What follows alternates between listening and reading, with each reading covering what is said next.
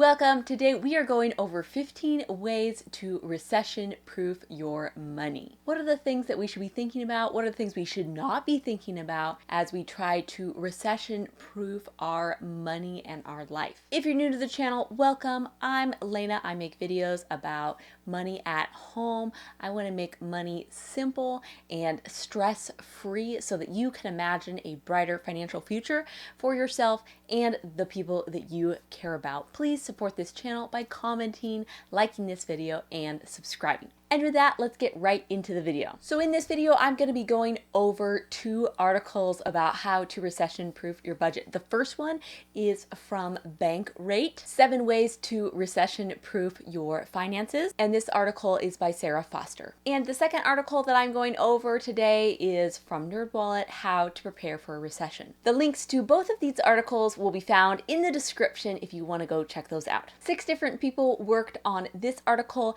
and you can find the authors to this NerdWallet article at the very bottom of the article. The first way you might want to recession-proof your money is by paying down high-interest credit card balances. Credit cards can be really scary, especially when you start accruing interest.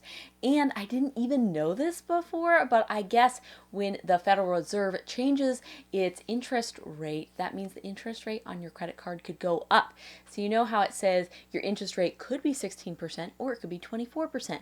So when the Federal Reserve raises their interest rate, that means the interest on your credit card could go up. So paying off your credit card, or better yet, not having any credit card balance carried from month to month, is great advice, especially since you could be really impacted by the rising interest rates. This could also give you a little bit more wiggle room in your budget as things get a little bit tighter. Next up is assess your individual financial situation before paying off other debt. So this is about where do you want to focus paying off your debt, your credit cards, your student loans. Maybe what you really want to do is build up your emergency fund for a while. I think this is so important because everyone's situation is different.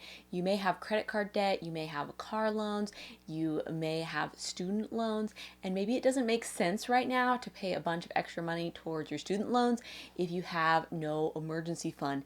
And maybe what you want to be doing right now is building up your emergency fund so you have a little bit in case of an emergency to cover your basic necessities. This leads us perfectly to number 3, which is build a substantial emergency fund. I cannot sing the praises of an emergency fund enough. Our money story today that's at the end of this video is actually about emergency funds. But emergency funds are so important to put a buffer between you and disaster. This is so important even if you have a bunch of money in investments. You don't want to take your money out of the stock market. If there's a big dip, you want to leave it in there and ride it out. But if you have some cash for your emergency fund, perhaps you're just storing it in your savings account at your bank, that money is not going to dip. Next up is identify ways to cut back. This is a whole genre on YouTube, this frugal living community. It's all about how can we cut back? How can we spend less money? So if you're looking for inspiration about that, there are so many videos about that, and I have made videos about how to spend less money, frugal habits, all that sort of thing. And the idea here is that if you could cut back a little bit or figure out some mostly pain-free way to spend less money, then you could put that money towards paying off those credit cards or saving a bigger emergency fund. Next up is don't make knee-jerk reactions with your investments. This is so important. This is about zooming out, having a long view. Recessions happen, the market goes up again. Overall, the market in general goes up. And if you aren't really close to retirement, it's not really something you need to worry about. You just need to ride it out, chill, keep investing, and not pull all your money out, because then you will actually lose money. But if you just leave it there and you just wait and you don't look at your accounts every day, you will be just fine. I really like this quote, and it says, "Do not make changes that jeopardize your long-term financial security based on short-term economic events," unquote. And next, think about your career and earning opportunities. I think this is a really good idea to be thinking about. What kind of qualifications do I have? how could I make money in the case that I lose a job or something? How else could I be using my skills, and can I keep up on my certifications and such? I probably have too many side hustles, but we have different income streams so that we don't have to stress about losing any one particular income stream, because we know that we could make up for it in a different way. We could adjust, we could increase something somewhere. Thinking about what could you do in the event that something didn't quite work out the way you planned. And like, how can you make sure that in your current job, you are the one to keep? How can you keep up on your certifications, your skills? How can you keep growing so that you're going to be the last one to be let go? This one might be one of my favorites, and that would be don't panic. Recessions are inevitable, but they're not always as bad as the coronavirus pandemic or the Great Recession. So recessions aren't actually that unusual. Put those good money habits to use, and they will further your financial goals whether or not there is a recession, and you will be in a better financial position, and you'll be ready for anything, even if the recession never ever happens. Now we're going to move over to NerdWallet's article, How to Prepare for a Recession. I think this first one is super important, and that is understanding recessions. I think this is so important because we fear anything that we don't understand. So learning a little bit more about what a recession is, how often it happens, what this might actually mean for your life, and how it will affect you and the people you care about, it can often not be as bad as the horrid images that we have conjured up in our mind. I think this can also keep us from panic. And when you panic, you don't necessarily make the best decisions because you're stressed. But if you can understand what a recession is and what it might actually entail, you can feel a little bit more calm and make really rational decisions about what you're going to do with your money. Start with a spending plan. I wonder where we've heard this before. This is just another way of saying you need a budget. But this is so true. Every economic event is frightening when you don't know how much money you're making and how much money you're spending. Are you being the boss of your money and telling your money what to do and where to go? But if you are not, it can be frightening because it feels like your money is just running away from you. And if you think that something might change in the economy for the worse, that can make you feel very out of control. Be in control of your money and have a spending plan. Next up is bolster your savings. So this is kind of like the other one they were talking about, is have an emergency fund and build that emergency fund. This is the buffer between you and disaster. So attend to that emergency fund like your life depends on it, so that if something goes awry, you are ready. But I would say this anytime, because my emergency fund helps me sleep at night, because I know if something goes wrong, if the car breaks, if someone breaks their foot, we are ready to pay for it. This next one is definitely an interesting one, and that is to curate your credit. I was a little bit like, what does this mean?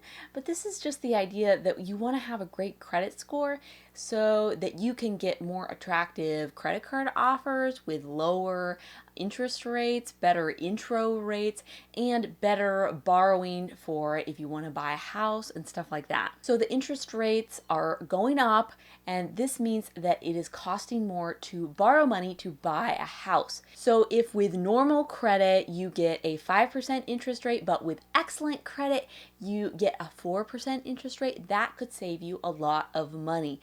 And this is really starting to matter now, because if you are looking at buying a home right now, the interest rates are already pretty obnoxious. You want to get the best deal possible. Next up is to study your student loan strategy. So this is a good time to just reevaluate where you are with your student loans, how much is left, what's the interest rate, and then look at your other finances and be like, okay, what I really think I need to do right now is to get my cash savings, my emergency savings higher. So I'm going to go to a different repayment plan with my student loans. Maybe I'm going to try pausing my student loans so I can have more cash in the bank in case something goes awry. Or you could do a different income-based repayment plan. Something like that. So you're thinking about this and strategizing about this loan. Next up is keep calm and invest on. This is so important because investing is about the long term. So don't freak out. Just buy and hold. Keep buying and holding. So just think, well, stocks are just on sale right now. I can get them for an awesome price. So don't change your investing strategy. It's really hard to time the market, and even the pros are not good at timing the market.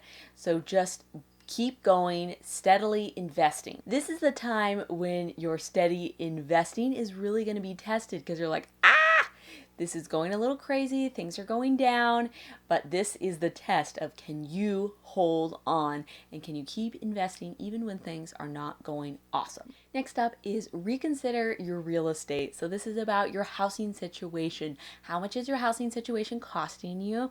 And what could you do to lower your housing costs? Housing is our biggest expense. So what could you do to lower that huge expense? Could you get a roommate?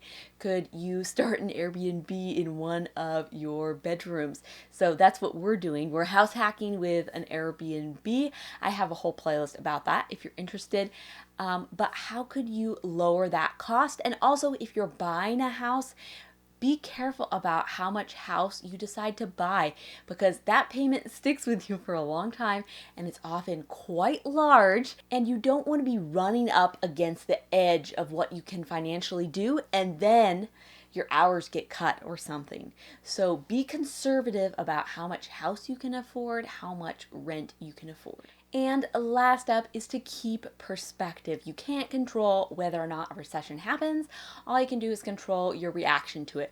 What steps are you going to do to prepare, and what are you going to do when things change? Quote, one tactic is to remind yourself that many of the most important things in life have little to do with money, including your health and your connections to family and friends. Taking opportunities to nurture and appreciate those things can help put financial challenges in perspective, end quote. I really love that viewpoint about focusing on what is really important to you to help you stay calm. And now for our money story from an anonymous subscriber. Emergency funds work.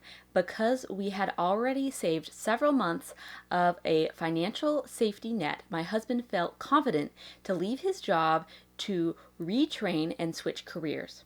As we went from 2 full-time incomes to 1, we continued to whittle down our budget to essentials and refine our expenses. My spouse was even able to use pre-existing skills to work part-time to earn side income and slow the drain on our emergency fund. By the end of that season, we didn't tap into the emergency fund as much as expected and are thankful to have developed some healthy budgeting skills for the long term. This is so cool to see what an emergency fund can do for you, and how this allowed this couple to have one of them retrain and to not have to worry about how they were going to make ends meet during this transition. So way to go. Feeling comfortable enough to leave a steady income and retrain is such a huge deal. And that's where this couple's emergency fund stepped in and saved the day. So emergency funds are so useful and can allow you opportunities that you wouldn't have without them. If you have a money win story that you would like to share,